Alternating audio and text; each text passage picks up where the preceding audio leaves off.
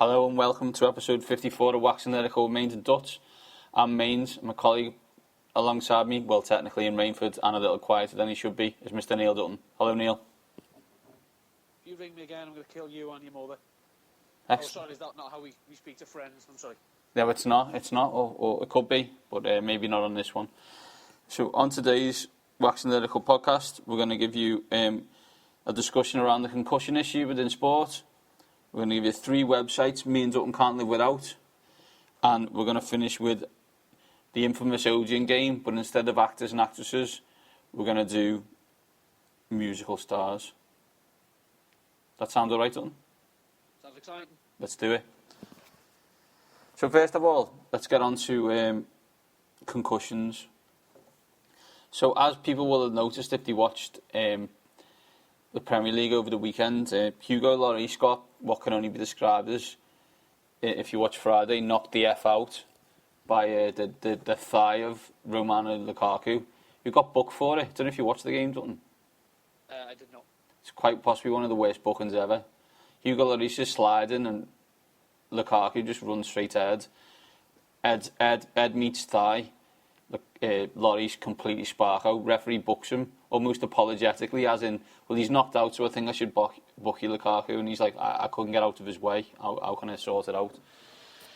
But anyway, so the issue becomes that Lloris is completely knocked out. There's no doubt about it. And he eventually wakes up and he demands to go back onto the pitch, which they eventually allow him, even though they got Brad Friedel changed. And as you know from watching the NFL with me, concussions have become a major issue. So I'd kind of like to discuss our thoughts on what should have happened in that situation. So from an NFL point of view, Lloris is knocked out. What happens? He's removed from the field and he will undergo a concussion test on the sideline. But irrelevant to that, he will not retake the field. He will not return if he is deemed to have suffered a concussion. His game is over. See, and this is the issue I had when I look at the game, is that he just decided that he was going to come back on, but there's no real reason for him to come back on, and he hasn't passed any tests. He's just said, "Oh, I feel like I should go on." So, and it's a similar thing where Lukaku scored against West Ham for Everton earlier in the season, and he said he was completely knocked out and doesn't remember scoring or celebrating, but he carried on playing. No one seemed to do anything about it, and it's something that they need to be careful of. I mean, the National Football League have just, how much did they pay out on? It was over $500 million, I'm pretty sure. Was it $765 million?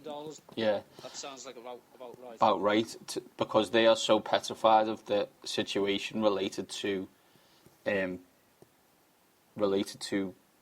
concussions and going forward. And if you listen to a lot of radio or podcasts or American TV, a lot of people are thinking that the NFL won't be around for very much longer due to all these head collisions. So I just wonder if football's a little bit behind the times on this one. What do you think? Well, you can argue that football, the beautiful game, it's a contact sport, but very little contact goes on head to head or head with any other part of the body. If someone puts their foot up, it's high feet, they're booked, the play will stop. The NFL, the reason they wear so many pads and helmets is because way back in the day, there were people playing the game of NFL who were dying. Game of American football, they were dying on the field because of the amount of collisions.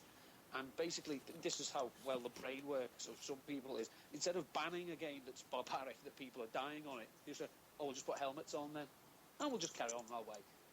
Obviously, the issue with concussions heightened recently there's an awful lot of people, of players, who years down the line, the quality of life has been adversely affected. Most recent example, of course, is Junior Seau, who, you ask any of his friends, he was all fine, bubbly, he was always life and soul of any party he was in, but he must have suffered concussions the way he played, because he was a big hitter. I don't think it ever appeared on the injury report or anything. But there's so many players, you know, from the golden age of football, well, the 70s, 80s onwards now. Most of them are, you know, a lot of them have severe, you know, I'm not saying severe brain damage, but they have severe health problems, that's joints, mobility, and also an awful lot of them have memory loss, and basically, you know, a lot of them have lost the capacity to speak coherently and fluently, and that basically, as you say, the NFL are petrified that that's all concussion related. Now, I say soccer. I mean, I've had a mild concussion. I got it playing five-a-side because, as you know, I can't stop when I'm running. You're basically a guy. If anyone's ever watched Mighty Ducks, in Mighty Ducks 2, one of the guys is an amazing skater, but he can't stop. That is Dutton went on a football pitch. Yeah, and one game in the five-a-side, I hit the back wall. I felt fine at the time, but mother found me downstairs in the middle of the night, burbling, demanding to know who Charlie was. Now, you know, it's fairly innocuous. I haven't had a major head injury since, but continual head impact. I mean, you've worn a cricket helmet. Yes. You smack one of them against an NFL helmet. Which one comes off the better? Well, yeah, the NFL NFL helmet, and it's not close really. And you imagine one of these going against another helmet of similar make, and the force of the body and its violent moves. It's a serious issue, and you can argue that just to be on the safe side in football, because, you know, goalkeepers especially, if they're the ones who are most at risk of head injuries, because, and I quote Gary Cahill, a fine goalkeeper in his own right in his youth, goalies are the only position in football where you have to be brave or stupid enough to put your head where everyone else is only putting their feet. And, you know, you could argue that with that in mind, if any player, but especially a goalkeeper, it looks like he's been knocked out, the game's over. Get him off. It doesn't. If he wants to come on, I'm sorry.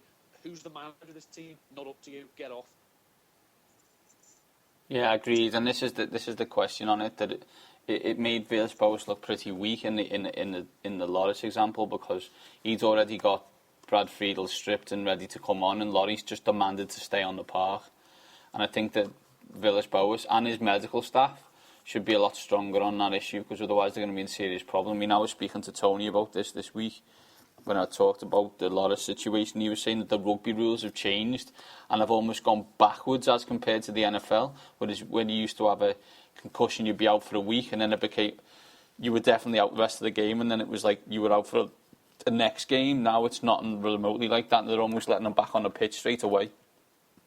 Do you remember a goalkeeper called Aaron Flahaven who played for Portsmouth? Yes. There was an incident when he was playing for Portsmouth. He took a goal kick. It was along the ground. It went to his defender, and the camera panned along. But then he went to pass it back, and Aaron Flahaven was lying on the floor, out. So whoever team was, they scored, and then he woke up. But he had a look on his face of, where the hell am I? You know, So obviously he hadn't had a knock or anything. He just went. And obviously, sadly, Aaron Flahaven died a couple of years after that in a car crash. But I don't think it was linked. I'm pretty certain it wasn't. Just to cover myself, legally, in case anyone tries to take a pop at me. But it's just one of those things. It was so weird that they're getting pretty confident that game. The Portsmouth manager, let's be honest, I've had a few of the years. I'm not sure who it was. Took him off. Nobody touched him. He just passed out. Yeah. So you can imagine the difference between that and someone who takes and let's be honest, Romelu Lukaku was a big bugger. Yeah, he's massively. I wouldn't want to take a knock from one of his thighs to any part of my body, certainly not my head. And obviously, as you say, totally absolve the blame, in my opinion, because I have seen the incident, and it's what else can he do? But in terms of protecting the protection issue ends when the injury happens. Then it's about containing any further injury by getting them off. Because once if you've been hit, you're dazed. Your decision-making process is flawed. What's going to happen next time? Next time a cross comes in the box, you're going to miss it, and you'll land on the floor, and something terrible could happen. I'm pretty sure the Premier League doesn't want to see a player die on the pitch. Well, this is the issue, isn't it? And I think that's why they need to have a serious look at it, in my opinion, and that's where we need to go to on that. So before we get too serious, Dutton, let's move on. I think we should. So basically now, Dutton, after the serious incident of me and you talking properly, we're going to go into the debacle that we usually go into. Talk about willies. Well, not willies, or the best, funniest word in the English language, which is stiffy, of course. Try and say it and then don't smile, ladies and gents. It's not easy. It's not. I don't even think it's possible. As people may or may not, I may not know, I work in IT, so I'm on a computer an awful lot. You don't work in IT, but you're in computers a lot. But the question that came to my head when I was messing about on say computer was, what websites are there on the planet that I just can't live without? So I thought, why don't we have? Yeah, let's not talk about that, because Mum and Dad listen to my podcast. I don't know if your Mum and Dad do. So the after hours websites we're not going to be talking about. And I thought we should look at 3 websites each that which we couldn't live without. So do you want to go first? Give us a website, Dutton, that you go to every day. You can't live without it. I assume I mean, it's 3 each, but we're automatically kissing in UK Endzone. Of course, UK Endzone is numero uno, because we both write for it. It's got amazing articles. I mean, I don't know if anyone gets the chance, go on ukendzone.com and read Graham Bairds' thing on Andy Reid and the Kansas City Chiefs. It's a wonderful, wonderful read, and Mainty Makes Your Money's coming out soon. I'm sure Dutton's latest fancy articles will be out as well. They will. A website I go every day, Cricinfo. Do you want to explain to the users, the waxers, what that is? Yes, Giselle.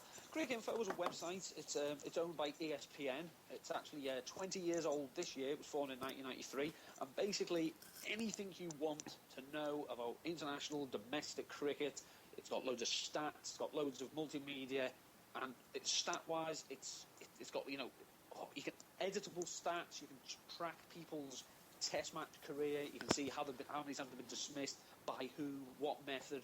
It's basically, and there's loads of great articles. Some fabulously talented people write articles for Cricinfo.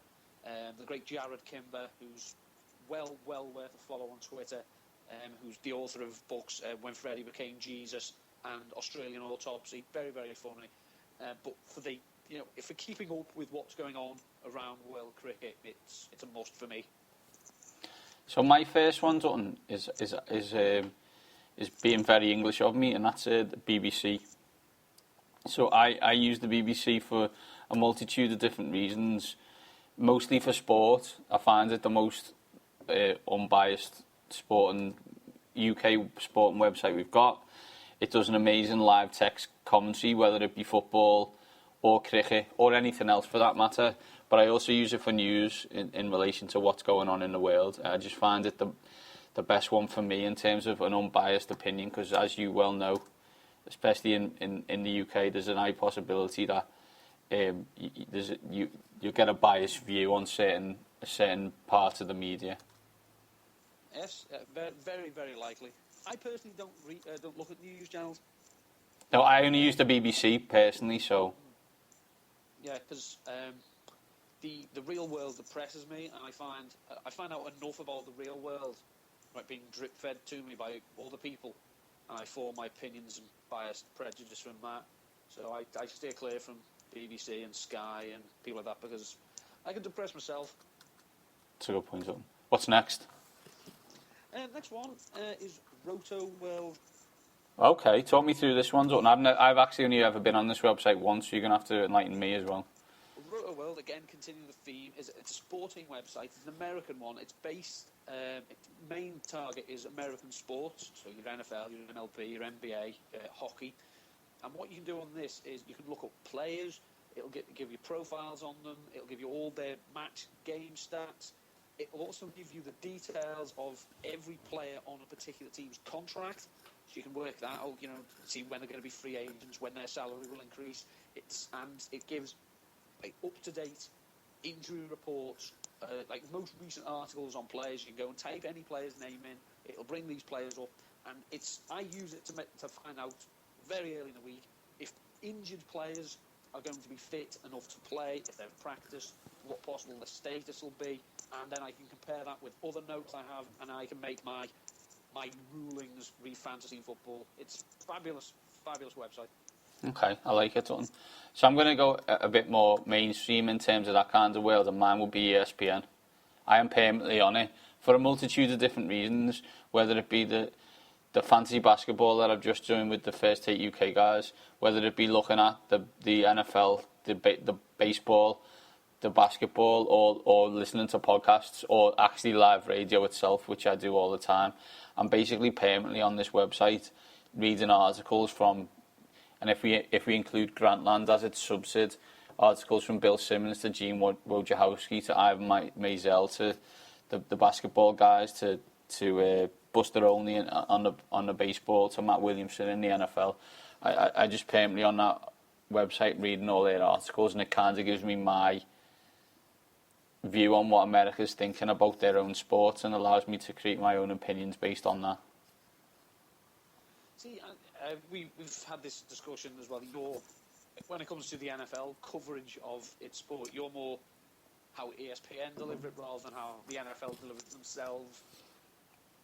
Whereas I personally think there's a few good eggs at ESPN, but an awful lot of them are belters who love the sound of their own voice. I think that's the same in every place, but I know what you mean.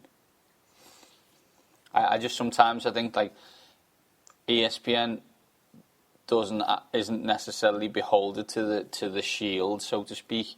Whereas I sometimes think that the NFL.com coverage isn't allowed to say anything bad about the NFL. I mean, you can argue the point as well. The NFL Network have employed someone who used the phrase, if Jerry Rice was playing now, he'd be just another guy. Exactly, as we discussed with Symes during the week via text, that guy whose name is Heath Evans should never be allowed to speak on the topic ever again. Final one, Dutton. It's a bit silly and it's a bit obvious because it's in the nature of the website, but Wikipedia. It's if any question, if I'm not sure of myself, most articles, I mean, you can write anything on it, Wikipedia. We know this. We've seen some hilarious things on Wikipedia, but most often, they are edited eventually to be correct, or as correct as they can be, and it's just such a useful thing. So many obscure topics, and we know me, I love to speak obscurely about many obscure things. Just to be able to just go in, type it on in Google, and the first thing they'll come up is usually the Wikipedia entry. Go in, look there. Wikipedia's been making me look cleverer than I am for the best part of a decade. So on that, Dutton, my one is a similar one, and that'd be IMDb. Do you remember? We're old enough to remember this, Waxers. I don't know how old you guys are, but that pub conversation where you'd have... Do you remember that guy who was in that show? And he was in it, and then he's in that new film. And basically, you then spent the whole rest of the night really annoyed about the fact that you couldn't remember the guy's name or the TV show that he was in prior to the film that you're on. That's why they invented IMDb, because you just go onto IMDb and it tells you in about 2 seconds. It is a work of genius. And also the great thing about IMDb as well, you can see trailers for films coming up.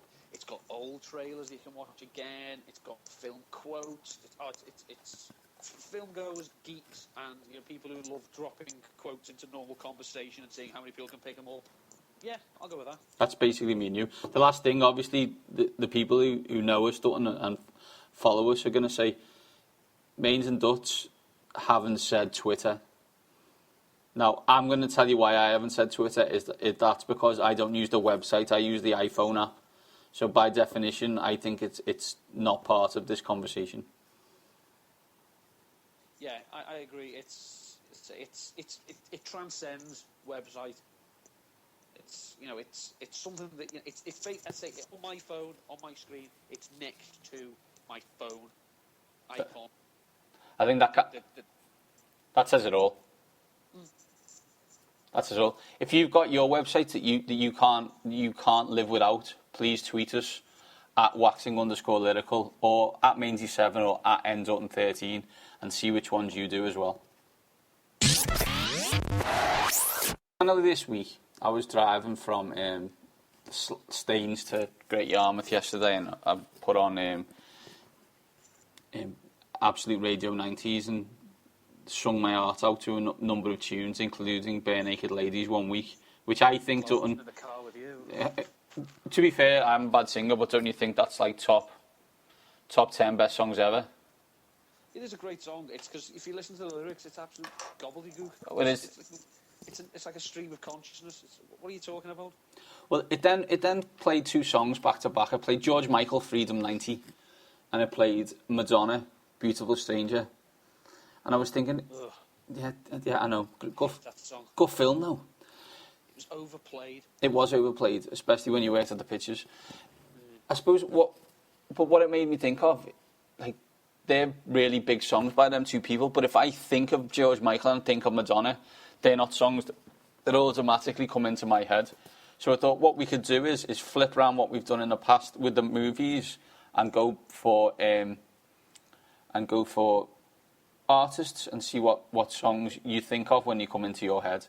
So let's start. I'll give you one, and then you can give me one. So the first one I want from you is, when you think Kylie Minogue, and I don't want this to be rude now, I want a song, Dutton. When you think Kylie Minogue, what song do you think? Can't get you out of my head. See, I hear what you're saying, Dutton, and you're wrong, because it's clearly Spinning Around. Because you were with us when we did the Spinning Around dance when we were in Odeon, no? Yes, I was there. I looked silly in hot pants, but I was there. You were there. We didn't wear hot pants, ladies waxers. We just danced to it in Barcelona, the club in Liverpool, not the city in Spain. Wearing a smile. Wearing a smile, yeah. So you're saying Can't Get Me Out of My Head. Why? Again, it was overplayed. So it's one of those. It's not just banged into my head. Mm-hmm. Mm-hmm. And it's one of those songs that had a good video. It's got an annoyingly monotonous beat. But if actually break it down, let's look at and as we know, I'm a lyrics guy. Let's look at the lyrics. It's crap, but it's stuck in my head. I can't do anything about it. Okay. Can't get out of my head. Literally can't get out of your head. Like what you did there, Neil. Like what you did there. You got one for me? Phil Collins. Jesus, He Knows Me, and I know it's Genesis. But if it's Phil Collins, it'd be in the air tonight. Just for this Stewie Griffin rendition. Of course. Or the gorilla playing the drums. God bless that gorilla. The number of people who thought it was an actual gorilla. If yours was Phil Collins, what would yours be? I'm just going to say it's got me against all odds because it's a catchy power ballad. There's an awful lot of air grabbing you can do for it, so that appeals to my nature. It is a massive air grab tune, and I can see where you come from there. Okay, Dutton. George Michael. Faith. Yeah, I went with Faith. I don't really think it's close. No, I'm pretty sure if you break it down, it's probably one of his most iconic works. Melvin Bragg. It makes him sound like Vincent van Gogh. Yeah, it's one of his more iconic songs. I've no real qualms with George Michael one way or other way as an artist, but it's when you say it, George Michael Faith, it comes together. Yeah, no, I agree. I know it's one of his first singles as a solo artist after the genius that was Wham, obviously. But I think it's just, as you said, it's the iconic track, and it makes you forget that he did naughty things in a bathroom. Indeed. Go on, Dutz, give me another one. Out of house. Always Take the Weather With You. See, I would be Don't Dream It's Over, even though the one I heard first, and I actually thought because walking down, was it at 57 Mount Pleasant Street on the link road, so I thought, oh, these are from Liverpool. Yeah, no. There isn't a Mount Pleasant Street, so yeah, but it's just for some reason, it's the other one. See, I love Always Take the Weather With You. That is one of my favourite songs. So I think for me personally, that's an easy one that you're just going to go, yeah, I'm gonna have Crowded House, Always Take the Weather With You. Actually, if you were to ask me what my favourite Crowded House song, it's neither of them. Which is it then? Fall at Your Feet. Okay. Get on to us with our knowledge of New Zealand bands. Steve Shepherd will be so made up with wrestling. Although, you know, he's English, so... True. I did say it, Steve, if you're listening, so tweet me about it, because you are English, so stop cheering your rugby team, you got the wrong one. Get your swing low, sweet chariot out. Blair Dutton. Blair, Park Life. Yeah. It's because it's a habitual voyeur of what is known as. Exactly. It's got nothing to do with you joggers. Go round and round and round. It's not about you four-sprung technique, you know. Great tune. I mean, I love Blair, and they've got loads of great songs. But literally all I can ever see is Damon Albarn being cheeky Cockney chap, bouncing up and down the street in the video. I mean, I guess if we were cool, we would have said song 2, no? If we were cool. But we're not. If we march to the beat of everyone else's drum, which, as you know, I don't. But we're not cool. We're not cool, and we were 13 in 1994. So that's when your music tastes are scientifically proven to exist. So obviously we're going to go with Park Life. Yeah, I don't play by anyone's rules except my own. I don't play that by them either. Next up. The Manic Street Preachers.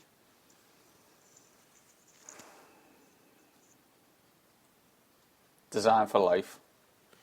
Yeah, Although I was tempted to say, if I tolerate this, your children will be next. Yeah, Again, if I was cool... It's toss-up for me, it's either Design for Life or Tune on Me. Yeah. Because Tune on Me was one of those songs, again, that it pretty much played every other hour when you're on the radio. And I was working at Everton during the summer, and that came out. I'm pretty sure it was the summer of 98 or 99. Probably 99, Phantom Menace was out. And it was one of those, we had the radio on, and that kept playing, and you had the one idiot who worked there who kept saying Tune Army, and, you know, after the third threat of violence, it eventually stopped doing it. Oh, excellent. I mean, as again, in a cool sense, we should have said motorcycle emptiness, but we're not that cool. God, no. Done with Scousers, so let's do it. The Beatles. All you need is love. Okay. I picked Eleanor Rigby. I don't know why. It just came into my head. I listened to Revolver the most of all the Beatles albums, which again is probably controversial. But that's my favourite. I listened to the best of the Beatles. Thanks, Alan Partridge. So yours is All You Need Is Love, the first live recording on ITV across the Atlantic. I'm going with Eleanor Rigby. If you ever go to Liverpool, check out the seat with her on it. You got another one, Dutch? Well, we'll keep it topical. Oasis. Cigarettes and Alcohol. I don't think it's close for me. For me, anyway. Mine is Live Forever. Nice. For no reason I can explain. No reason you can explain, you mean because it's rude, or no reason you can explain because you don't know a reason? I literally don't know. Okay, that's fine. Of all the Oasis songs, you know, that I prefer, there's some, you know, excellent, mournful ballads amongst them. Oh, yeah. You know, Stop Crying Your Eyes Out. Yeah, Sunday Morning Call. Yeah. But I just Live Forever, just as soon as I say Oasis. Okay. It's a problem. It'll take years of therapy to cure me of it. I will. I just like cigarettes and alcohol because it makes me think that's how cool I'd want my life to be. Final one from me, Dutton. Eminem. My Name Is. Nice. Where It All Began. Mine's Kill You. Kill You is one of the most obscenely violent and offensive songs I've ever heard in my life. I loved it. I see. This is where I think I listened to that song possibly a million times, and I never went and shot anyone. So it's got nothing to do with Eminem's music. All I remember is the one thing I remember is getting that off Mum and Dad for my birthday and putting it on in the lounge. And the first bit is the skit. Paul saying, "Look, give a F what you think, and he's going to kill you." And then it plays that bit. I got about a minute in before I switched it off and said, "I'm going to listen to this upstairs. See you later." Yeah, it's one of those songs that say that it's that offensive and obscene. You can't even give a line to demonstrate how it is on a show let's say we have a proud record. No, there's no way we could say one line of that whole song. There is no friendly edit of Kill You. There's no. The radio edit of Kill You would just be a beat in the background. Yeah. It was like that time with that Eamon. Remember him with that? Oh, yeah. Don't. Don't play it on the radio because you're killing the message in the chorus by the number of times you've bleeped it out. Exactly. No, totally agree. Totally agree. If you actually, because that was another one that played at the Odeon in the screens, and you actually listen to it, the chorus with the amount of bleeping out, you're like, what's he talking about? Yeah. You have to listen to it all the way through, just like, oh right, okay. It's like buffering on a crap internet signal, isn't it? Pretty much, yes. Okay, Dutton, you got a final one for me? Final one. Well, again, we've gone in terms of partnerships and rivals. Stereophonics. 1,000 Trees. That's a bold one. What's the other one? Oh, it's the one. I can never remember the name of the song, but just the tune always comes to me. It's the one where it's like the skit of the Italian Job. Yeah, Pick Apart That's New. That's the one. Yeah. Yeah, so you from Performance and Cocktails, so my one's from the first album, but I don't want to tell you why, because there was a lad who was in the year above me in school, who used to get the bus home with, and all he used to say was, it takes 1,001 match to burn 1,000 trees, and he just used to sing it over and over and over and over and over and over and over again on the bus. So that now just will always mentally remind me of the Stereophonics. What makes you think Pick Apart That's New? Just because you like the Italian Job? Again, it's the Italian Job reference. I'm not going to come up and say it's a song I'm particularly in love with or keen on. It's just that it's the way. As I say, really, does the world want to know how my brain works? That's a very good point. And what we should point out here is we're not picking our favourite song from these bands or artists. We're saying, when you think of this artist, this is the song that comes into your head. Exactly. It's word recognition, cognitive resonance. Exactly, Dalton. Exactly. So, as I said, if you've got your favourites differ from ours, of Oasis, of Blair, of Phil Collins, of George Michael, of Kylie, of Stereophonics, of Manic Street Preachers, drop us a tweet and tell us which ones yours are. And plus, it's a great game to play if you're out. It's a great game to play, yeah, after a few bevies, because you'll go even more obscure. Mate who comes up with, all right, 5 people who've played in every single FA Cup final for Man U, and they've scored in the San Siro, because that kills a night. That does, yeah. No, totally agree. These are party starters, not party killers. Much like myself. Of course, Don, of course. In fact, I'm just off to party now. Oh, sorry, now I'm going to bed. Yeah, I was going to say, well, I'm going to do another podcast, so go me. I've already done one. So. Exactly. Your podcast gets to be earlier than mine. Indeed. Do check it out. Say the UK End Zone football programme. Cheap plug there. Mine's the First Take UK, which is even cheaper. This has been episode 54 of Waxing Lyrical with Mains and Dutch via GarageBand on podcast. I hope you enjoy it, and we will speak to you soon. Thanks for downloading.